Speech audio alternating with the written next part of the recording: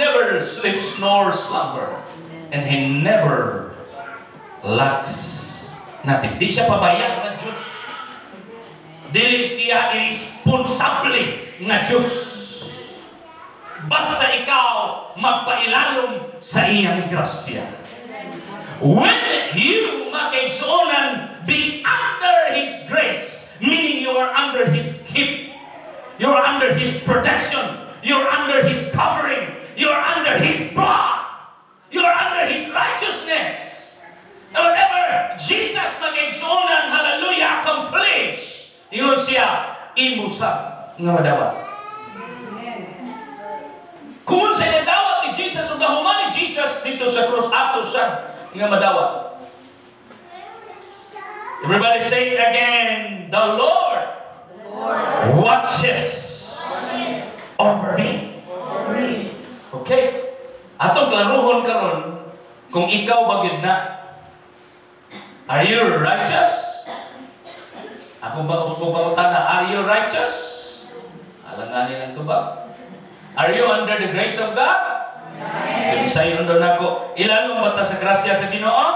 Yes. Kung under ta sa law, makaigsuonan, ang sayo, mo'y mabantayan.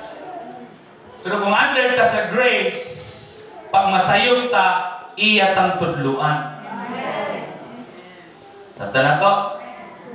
Pag under ka sa law, pag masayot ka, kaning consequence or kanang silot ang imong madawat. Pero pag under ka sa grasya, pag masayop ka, you will be convicted.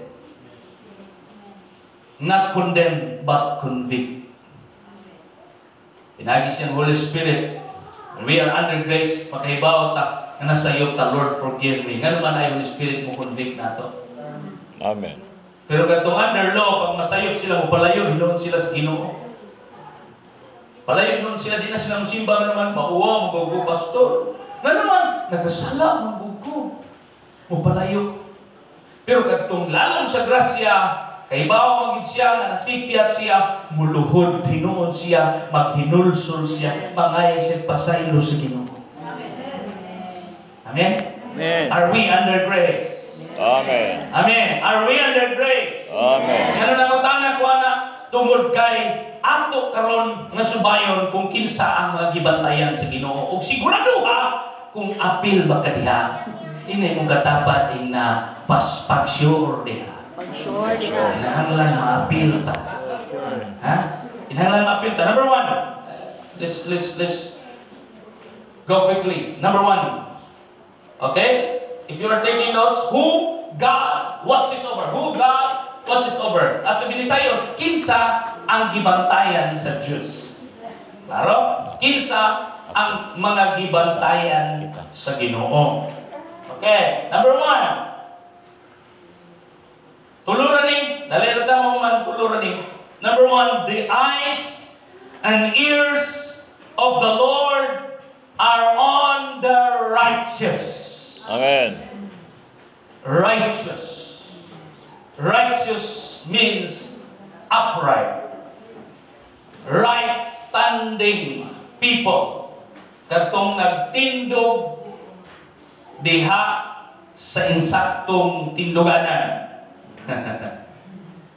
So if ang imong doktrina makaigsuonan wala magtindog ilalom sa grasya sa Ginoo, di ka maapil sa pagbantay sa Diyos. But if you are right standing in the grace of God, ug ikaw migso nagtuo, nga gipasaylo na ka sa Ginoo, gibayran ka sa Ginoo sa namiling dugo, ug ang presensya sa Ginoo na ani mo, then you are one. Apil ka sa pagbantay sa Ginoo. You are righteous, right standing with God. Okay, ang buot pasabot sa right standing, makaigsuonan, ikaw mao ikaw, dili tungod sa imong nahimo, but ikaw mao ikaw tungod sa grasya ni Jesus. Amen? Wa mawala ang imuhang identity nga ikaw anak sa Diyos. Sama nitong prodigal son, mga igsoon, nawala lang ang iyang authority sa pagkaanak tungod kaming distansya sa Ginoo. sa iyang amahan. Pero wala nawala ang iyahang right, mga igsoon, nga siya anak sa dihang ibalik siya. Di ba? Sa Luke 15. Nilagaw siya, gikuha niya ang tanan, nilayas siya. Niya pagkabot niya dito, giwaldas niya ang tanan niyang kwarta. Nahurot. Samtang nahurot, nag-realize siya, akong mga sulugoon na mo dito sa balay, bisan o sulugoon ra sila, makakaon man sila sa nindot na pagkaon. Yan, nagunahon na siya, ako, mubalik ko, inunan ko akong papa, sulugoon na lang. Para at least makakaon po ko sa gikaon sa akong masulugoon. Pero pagbalik niya, layo pagani siya. Wow, pagganin doon. Ang iyang amahan, nakakita niya, nga nimbalik siya. So ang iyang amahan, ningdagan. Padulong niya. And wa pagani sa kasulti, siya gusto isulti nga pa, ay nakukilham imong anak, niingon na unang iyang amahan. Niingon na unang iyang amahan. Nga akong anak, nga namatay, nabuhi pa siya. Magkumbila ta. Aming singsing! Aming mayang mga isuot! Ay ihawa pinatambok nga baka! Sabi niyo, sutihan ka. Sa dihang ipalayo ka sa Ginoo, sa imong amahan, ang imong amahan nagsigig dahong, mubalik ka. Amen. Way tulog. Wa na tulog, nagpaabot, nga mubalik ka. Amen. Alang sa mga nagpalayo sa Ginoo. Alang sa mga backsliders, balik na. Kaya ang Ginoo nagpaabot ninyo. Wa siya pulong sa pagpaabot. Ang nakanindot, samtang nagpaabot ang Ginoo, nagpatambok siya baka. So it means celebration. Pag mubalik ka, welcome, and there's celebration. Ingon ana siya. Ingon ana ang Diyos pagka ikaw ating sunod mubalik. Nga naningon ko, right, standing. Kadtong maong anak kaning palayo, wala siya makaigsuunan sa iyang right standing. But it doesn't mean nga dili na siya anak. Like those ning talikod wa na ning simba. Dili mo pasabot nga di na sila anak sa Dios, but they are not in right standing. Ang ilalang kinahanglan buhaton bubalik sila and be in the right place. Amen. So this righteousness nagingon dinhi under God's grasya sa Ginoo. Amen. And we are in right standing. Amen. Na, mamuntada ka, pastor, kung kadtungan ni backslide, mamatay sila, huwag kabalik sa Ginoo. Kung sa may mahitabo sila. Kaya ba, magtapon sa'yo mahitabo?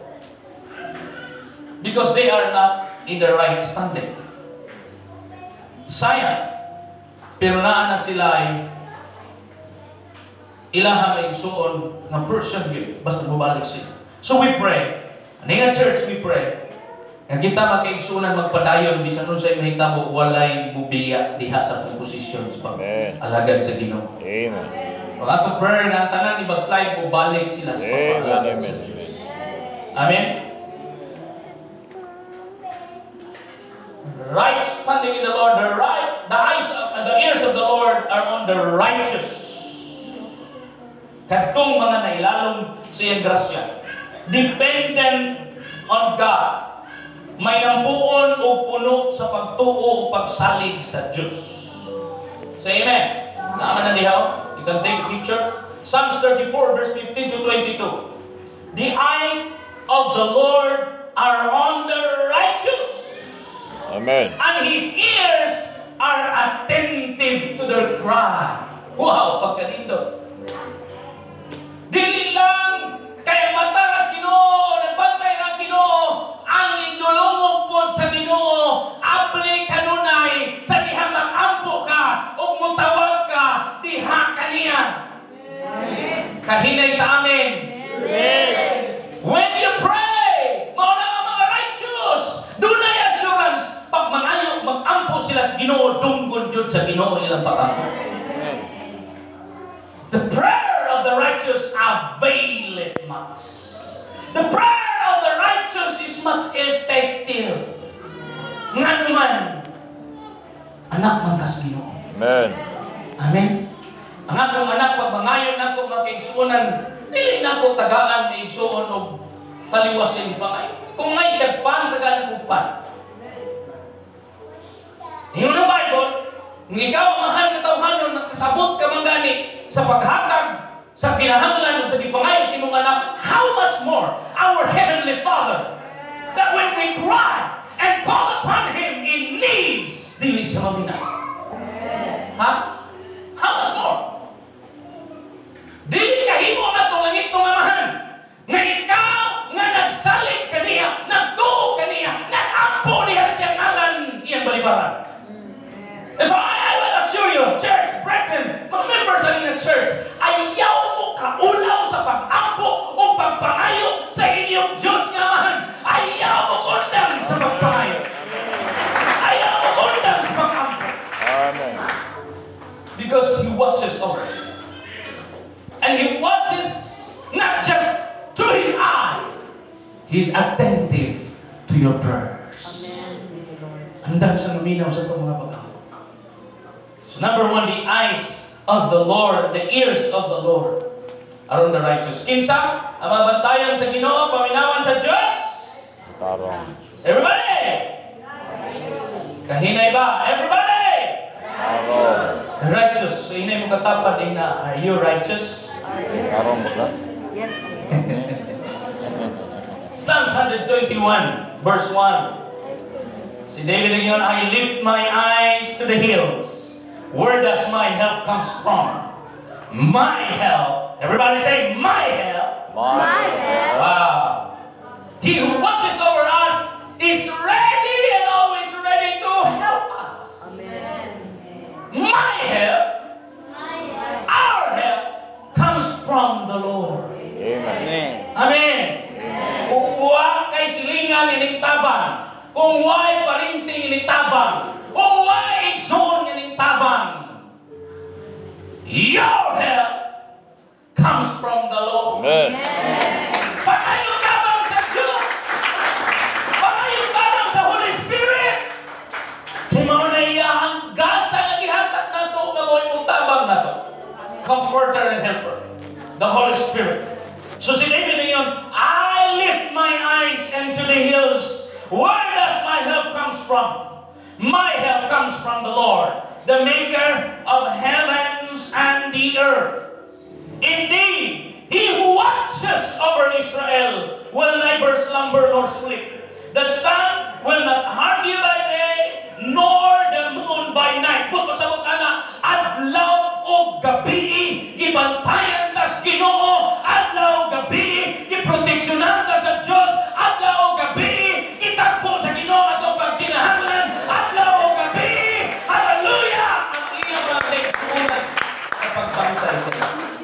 Number 2, the eyes of the Lord are on dedicated and diligent and committed people. The eyes of the Lord are on dedicated, diligent, and committed people. Ito na to. Ang mata sa Ginoo, ang pagbantay sa Ginoo, ana kanunay kanila nga mga dedikado, ng dedicated. Dunay dedication. No? Dunay will and gusto. Dihas pangalagad sa Ginoo, pagbuhat sa buluhaton sa Diyos, diligent. Kung saan ang diligent, magpugihon. Hindi mo katapad, pugihan ba ka? Nga nangalagad sa Ginoo, dili magluya-luya sa pagsimba, dili magluya-luya sa pag-alagad. Diligent sa pagbuhat, sa gisugo sa Ginoo. Because I believe kitang tanan, doon ay assignment ang Diyos sa matang sa kanato. Amen. And if suguon ta sa Ginoo, dili ta mamalibat. Pagkasuguon ta sa Diyos, yes Lord. Nya buhaton nato ang gisugo sa Ginoo. Unya committed. Ang commitment, dalon-dalon na gini. Doon ay mga pugihan pero dili committed. Pugihan pero makasab-an maluod. Wala na. Wala na. Pass na. I quit. Pass na, pass. Meron ay Mo resign ako. Munda na ko sa trabaho. Ano? Nagasabaan ko sa amo. Pero kadtong mga committed, Lord, bisig kung sa'y mahitabo, Ginoo. Bisig kung sa may bagyo. Bisig kung sa may pagsulay, Lord. Bisig pa makasabaan ko, Lord. Bisig mabadlungan ko ni Pastor, Ginoo. Kina, Lord. Because my commitment is in you. Nay kayong palakpak. Pastor, asa man yung versikulo, anak Pastor? 2 Chronicles chapter 16 verse 9. 2 Chronicles chapter 16 verse 9. For the eyes of the Lord reigns throughout the earth to strengthen those whose heart are fully committed to Him. Sabi niyo mo, church, mga kaigsunan, mga minahal, lang kong mga members ng church, and to all our visitors na karong panakaridirik, I pray ang inyong pag-alagad sa Ginoo tibuok kasing-kasing, tibuok kalag, tibuok kusog. Amen. And you are committed to continue. Hangtod, mamatay kang nanalagad sa Ginoo. Amen. Make a commitment. Make a commitment. Kung wala ka naghimong commitment sa Ginoo, make a commitment. Lord, I commit my life to you. Sigun sa'y mahitabo mga lagad ko niyo. Alagaran ta ka sa tibok na kong ginabuhi o sa akong pamilya. Because the eyes of the Lord will strengthen to those whose heart are fully committed to Him. You have done a foolish thing, and from now on you will be at war. Okay. Kadto ko no, nga wala dili matarong, naghimog dautan, dili committed sa buluhaton sa Ginoo, mauna ang ilang kinabuhi, kanunay lang gubo, ganunay lang gira. Kanunay samo. Way klipay, way kliko, way klinaw. Nga naman, they are not committed to the Lord. But those whose heart are fully committed to God, na'y kalinaw, na'y peace, na'y shalom, na'y kalipay, na'y kuswagan. Because the Lord watches over them. Oh. Hallelujah. Wow. Another verse. Proverbs 15, verse 3 to 19. The eyes of the Lord are everywhere, Amen. keeping watch on the wicked and the good. The way of sluggard is black with thorns, but the path of upright is a highway. Amen. Ano ko nakasabot mo? Ako bilis sa'yo. Sabi mo, ang Diyos nagbantay po sa mga dautan. That's how God watches mga igsunan. He watches those if righteous and bad or wicked. But ang tanaw sa Ginoo sa ilaha, ngano gibantayan sila? Hoy do, ayaw naghilabti akong anak na si Gomer. Hilabtan ka rin mo na Piktan kita ka. Gibantayan sa Ginoo ang mga dautan. Para ano? Para dili ka duol sa mga matarok. Amen. And so God knows the plans of the devil, the plans of Satan, the plans of those people who are wicked, those who plans to do harm sa imuha, those nagplano na iya kang hilabtan o patyon, dili yun sila kaduol, nganuman ang Ginoo nagbantay kanila, o kung ang Diyos nagbantay man kanila, samot na si Muha. Amen. Amen. Amen. O niya, gingon din ang pagbantay sa Ginoo nila. Nariyo? Laga diha. Dili lang ra di ay ni sa mga dautan do. Nagbantay po di ay ang Ginoo sa mga tapulan. Tanaw do din abi. Tanaw do din. Mabitaw tong apil di diligence magbantay sa Ginoo. Kagitan-aw man po di ay sa Ginoo kinsay mga tapulan. Laka.